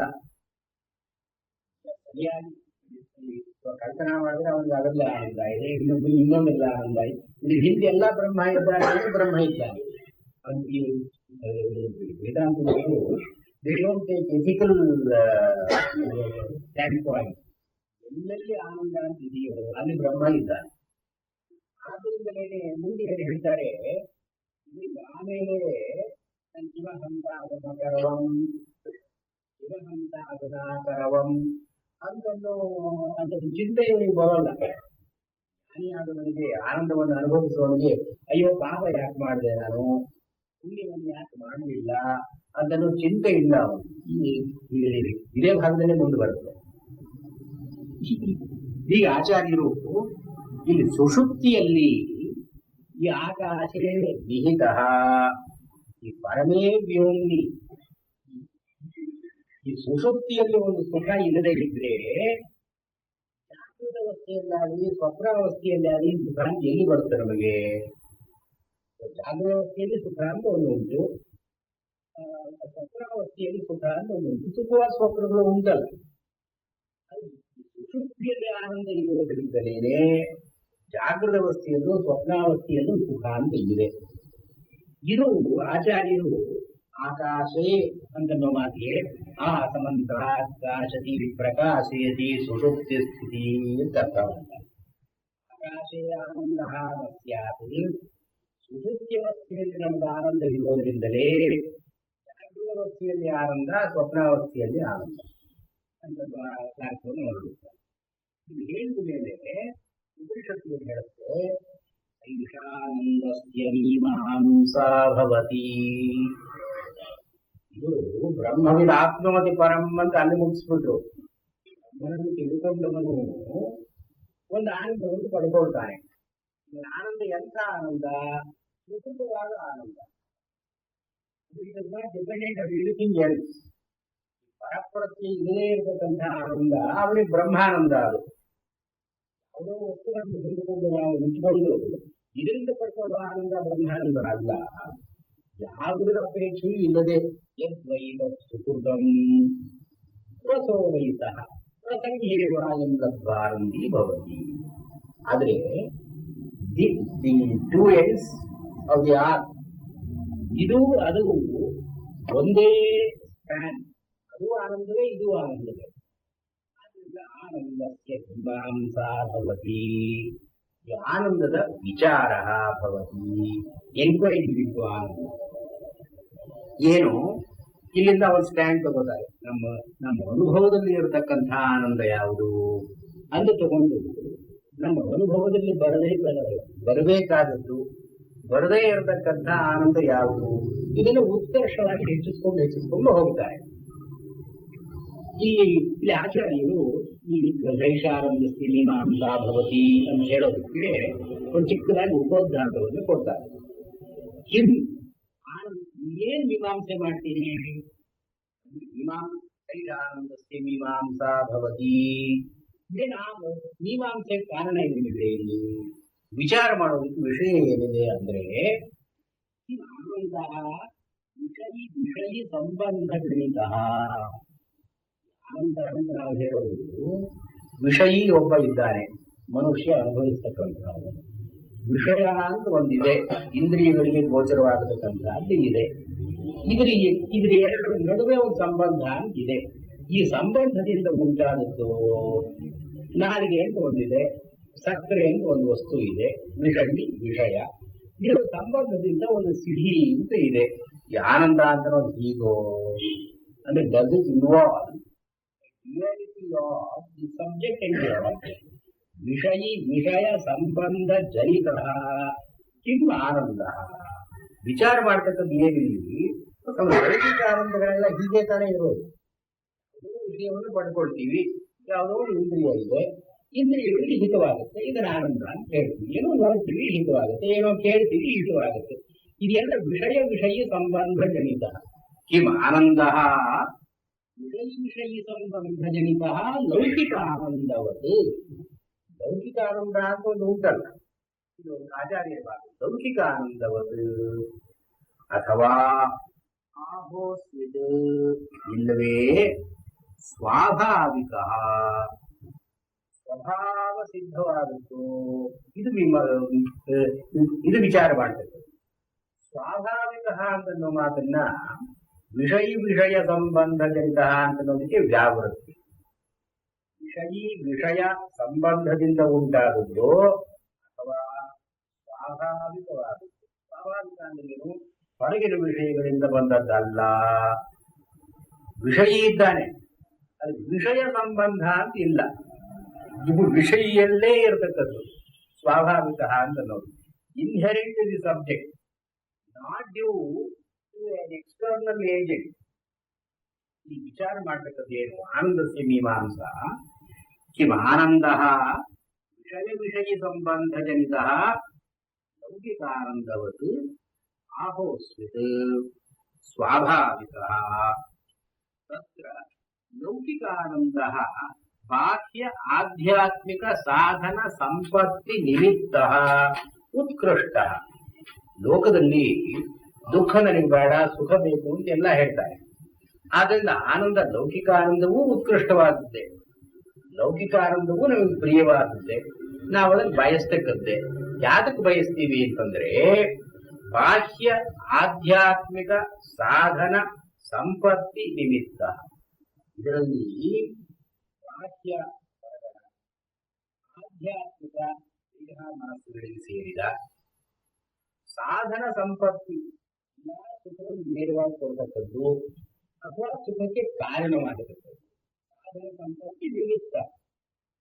ಲೌಕಿಕ ಆನಂದದಲ್ಲಿ ಏನು, ದೇಹಕ್ಕೋ ಮನಸ್ಸಿಗೋ ಅಥವಾ ಶರೀರ, ಈ ವಾಕ್ಯ ಅಂದ್ರೆ ಶರೀರ, ಇದಕ್ಕೆ ಸುಖವನ್ನು ಕೊಡತಕ್ಕಂಥ ಸಾಧನವೋ ಸಂಪತ್ತಿಯೋ ಇದರಿಂದ ಆದದ್ದರಿಂದ ನಾವು ಇದನ್ನು ಉತ್ಕೃಷ್ಟ ಅಂತ ಕರೀತೀವಿ. ಹೀಗೆ ಹೇಳಿ ಯುವಾ ಸ್ಯಾತ್, ಇದು ಉಪನಿಷತ್ತಿನ ಭಾಗ. ಯುವಾ ಸ್ಯಾತ್ ಸಾಧು ಯುವಾಧ್ಯಾಯಕಃ ಆಶಿಷ್ಟೋ ರಹಿಷ್ಟೋ ಬಲಿಷ್ಠಃ ತಸ್ಯೇಯಂ ಪೃಥಿವೀ ಸರ್ವಾ ವಿತ್ತಸ್ಯ ಪೂರ್ಣಾ ಸ್ಯಾತ್ ಏಕೋ ಮಾನುಷ ಆನಂದಃ. ಈ ಆನಂದಕ್ಕೆ ಕೆಳಗಡೆ ಲಿಮಿಟ್ ಒಂದು ಫಿಕ್ಸ್ ಮಾಡಿದ್ರು. ಇದು ಒಂದು ಆನಂದ, ಮನುಷ್ಯನಿಗೆ ಸಹಜವಾದದ್ದು ಒಂದು ಏಕ ಮಾನುಷ ಆನಂದ. ಮನುಷ್ಯನಿಗೆ ಉತ್ಕೃಷ್ಟವಾದ ಆನಂದ ಅಂತಂದ್ರೆ ಏನು? ಯುವಾ ಸ್ಯಾತ್ ಅಂದ್ರೆ ಸುಖವನ್ನು ಅನುಭವಿಸತಕ್ಕಂಥ ವಯಸ್ಸಿರಬೇಕು. ಯುವಾ ಸ್ಯಾತ್.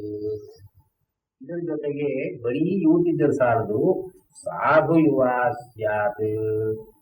He must be good nature, ಅಂದ್ರೆ ಯೂತ್ ನಲ್ಲೂ ಕೂಡ ಗುಡ್ ಯೂತ್.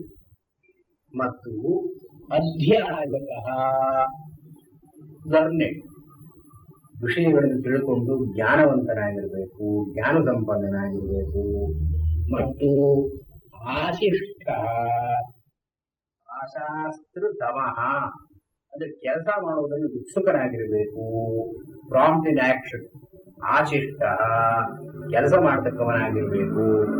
ಮತ್ತು ದೃಢಿಷ್ಠ ದೃಢತಮಃ, ಈ ದೃಢ ದಾರ್ಢ್ಯ ಅಂತ ಒಂದು ಹೃದಯಕ್ಕೆ ಸಂಬಂಧಪಟ್ಟಿದ್ದು. ಸ್ಟಡಿ ಇನ್ ದಿ ಹಾರ್ಟ್, ಹೃದಯದಲ್ಲಿ ಒಂದು ಸ್ಟಡಿನೆಸ್ ಅಂತ ಅನ್ನೋದು ಇರ್ತಕ್ಕದ್ದು. ಮತ್ತು ಬಲಿಷ್ಠ ಬಲವತ್ತರ ದೇಹಿ, ದೇಹದಲ್ಲಿ ಶಕ್ತಿ ಇರಬೇಕು, ಹೃದಯದಲ್ಲಿ ಒಂದು ಉತ್ಸಾಹ ಇರಬೇಕು, ದೇಹದಲ್ಲಿ ಒಂದು ಶಕ್ತಿ ಇರಬೇಕು. ಇಂಥ ಒಬ್ಬ ಯುವ, ಸಾಧು ಯುವ, ಇವನನ್ನು ನಾವು ಕಲ್ಪನೆ ಮಾಡಿಕೊಂಡು ಇಲ್ಲಿ ಹೇಳೋ ಆನಂದ ಎಲ್ಲ ನಮಗೆ ಸೇರಿದ್ದಲ್ಲ.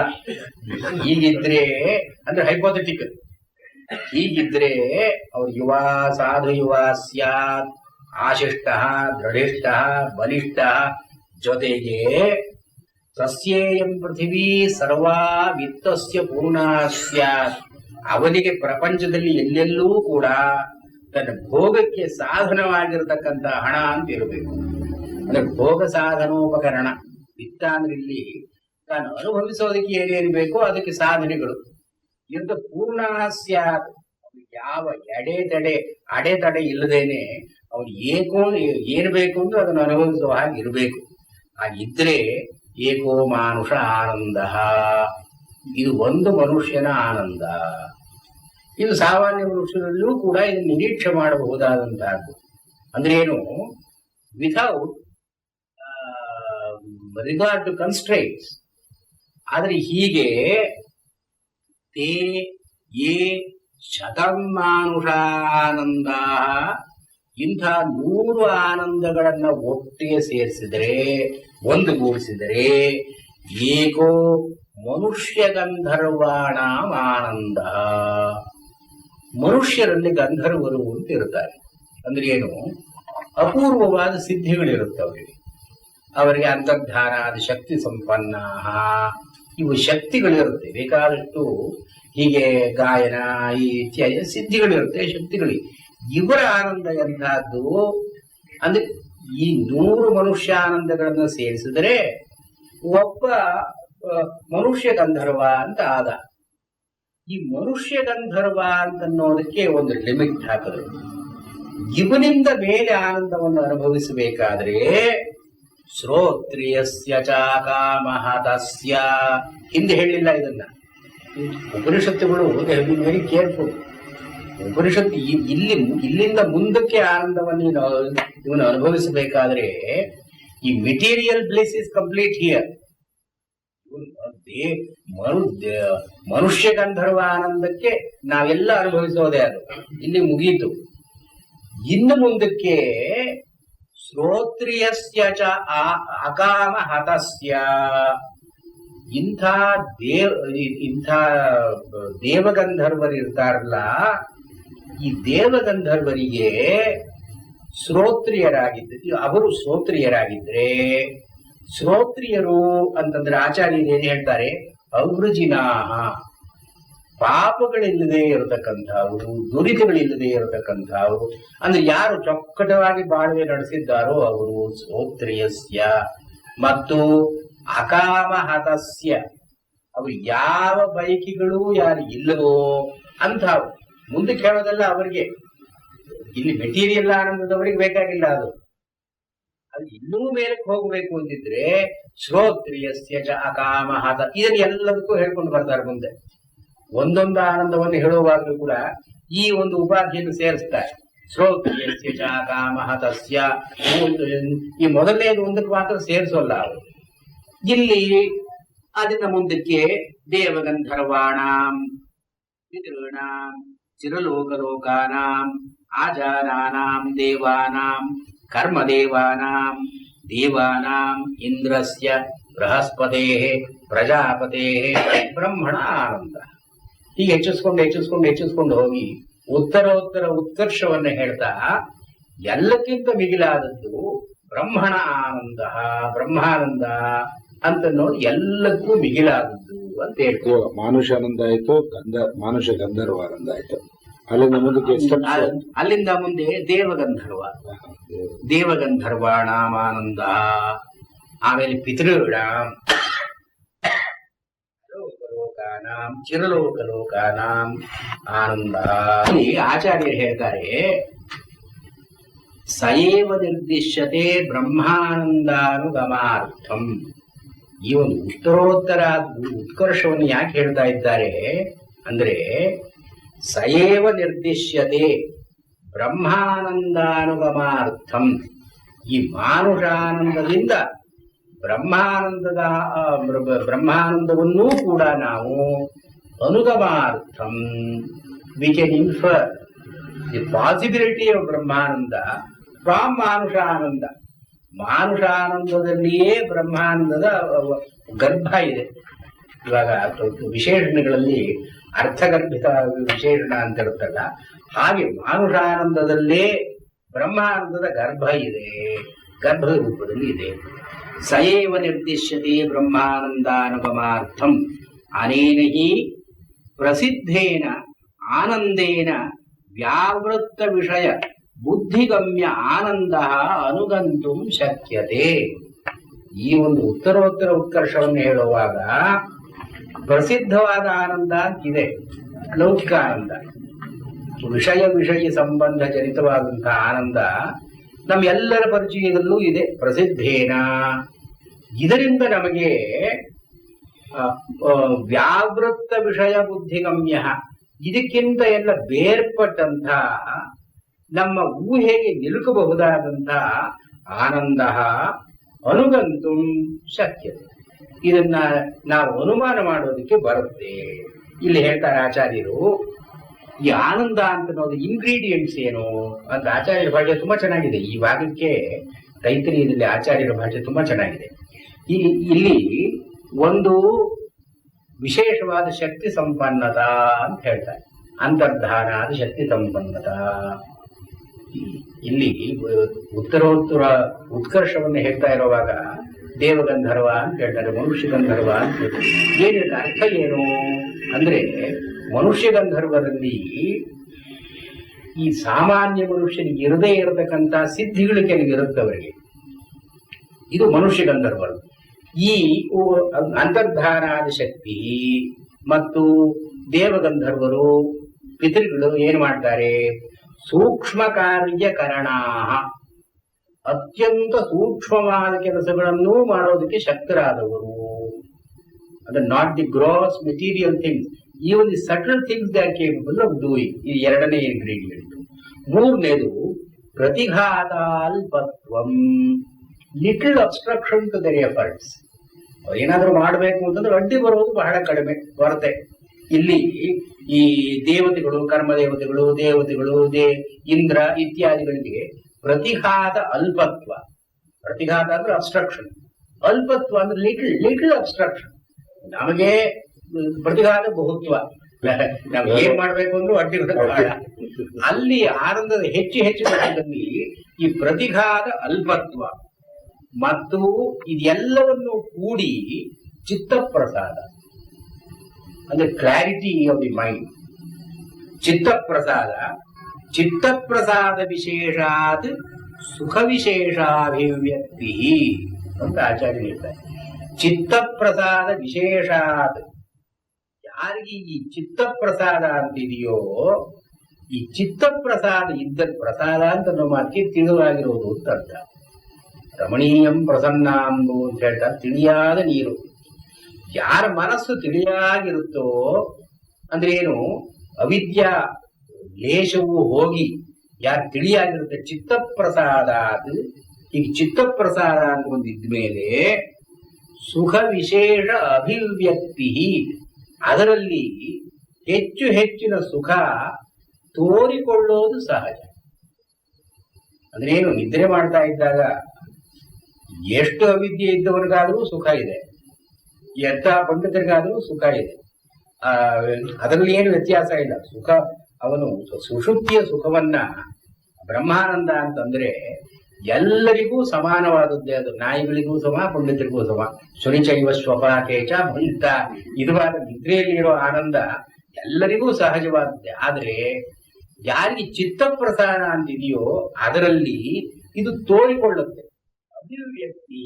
ಆಚಾರ್ಯ ಹೇಳ್ತಾರೆ, ಚಿತ್ತಪ್ರಸಾದ ವಿಶೇಷಾದ್ ಸುಖ ವಿಶೇಷಾಭಿವ್ಯಕ್ತಿ ತದೇವ ಆನಂದಸ್ಯ ಉತ್ಕರ್ಷ.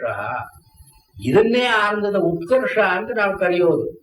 ಆನಂದದಲ್ಲಿ ನಾವು ಹೆಚ್ಚಿನ ಆನಂದವನ್ನು ಅನುಭವಿಸ್ತೀವಿ. ಅಂದ್ರೆ ಏನು, ಆನಂದ ಪ್ಲಸ್ ಫ್ಯಾಕ್ಟರ್ ಇಲ್ಲ ಅದಕ್ಕೆ. ಆನಂದ ಒಂದೇ, ಲೌಕಿಕವಾದ ಆನಂದವೂ ಒಂದೇ, ಬ್ರಹ್ಮಾನಂದವೂ ಒಂದೇ. ಆಚಾರ್ಯ ಏನು ತೋರಿಸ್ತಾ ಇದ್ದಾರೆ, ಏಕೋ ಮಾನುಷ ಆನಂದ ಅಂತ ಹೇಳ್ಬಿಟ್ರು. ಯಾವುದೋ ಯುವ ಸಾಧು ಯುವ, ಅವನು ಯಾರೋ ಸ್ಯಾತಿ ಹೀಗಿದ್ದಾನೆ, ಅವನಿಗೊಂದು ಮಾನುಷ ಆನಂದ ಇದೆ. ಈ ಮಾನುಷ ಆನಂದ ಬ್ರಹ್ಮಾನಂದ ಅಲ್ಲವೋ? ಬ್ರಹ್ಮಾನಂದವೇ ಅದು. It is not less of ಬ್ರಹ್ಮಾನಂದ, there is nothing like more of ಬ್ರಹ್ಮಾನಂದ. ಇದು ಅಭಿವ್ಯಕ್ತಿ ಇವನಲ್ಲಿ ಹೆಚ್ಚಾಗಿದೆ. ಚಿತ್ತಪ್ರಸಾದಿ ಇದ್ದರೆ ಅದೇ ಆನಂದದ ಎಕ್ಸ್ಪೀರಿಯನ್ಸ್ ದಟ್ ಆನಂದ ಬೆಟರ್. ಈ ಸುಷುಪ್ತಿಯಲ್ಲಿ ಇರತಕ್ಕಂತಹ ಆನಂದವನ್ನ ನಾವು ಜಾಗೃತ ಅವಸ್ಥೆಯಲ್ಲೂ ಅನುಭವಿಸೋದು ಸಾಧ್ಯ. ಚಿತ್ತಪ್ರಸಾದ ಇದ್ರೆ, ಚಿತ್ತಪ್ರಸಾದ ನಮಗೆ ಇಲ್ಲವಾದ ಕಾರಣ ಜಾಗೃತ ಅವಸ್ಥೆಯಲ್ಲಿ ಆನಂದ ಇಲ್ಲ.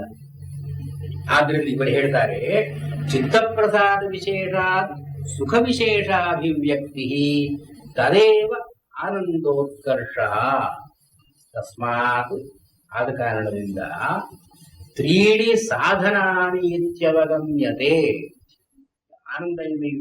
ಆನಂದಮಯ ವಿದ್ಯಾ ಅಂತಿದೆಯಲ್ಲ, ಇದು ಏನು ಹೇಳ್ತಾ ಇದೆ ಅಂದ್ರೆ ಆಚಾರ್ಯರು ಹೇಳ್ತಾರೆ, ತ್ರೀಣಿ ಸಾಧನಾನಿ ಅವಗಮ್ಯತೆ. ಈ ಆನಂದಮಯ ಆನಂದ ರೂಪವನ್ನು ಪಡ್ಕೊಳ್ಳೋದಕ್ಕೆ, ಆ ರಸಸ್ವರೂಪನಾದ ಬ್ರಹ್ಮನನ್ನು ಪಡ್ಕೊಳ್ಳೋದಕ್ಕೆ ತ್ರೀಣಿ ಸಾಧನಾನಿ ಅವಗಮ್ಯತೆ, 3 ಸಾಧನೆಗಳು ಅಂತ ಹೇಳ್ತಾ ಇದೆ. ಏನು? ತತ್ರ ಶ್ರೋತ್ರಿಯತ್ವ ಅವೃಜಿನತ್ವೇ ನಿಯತೆ.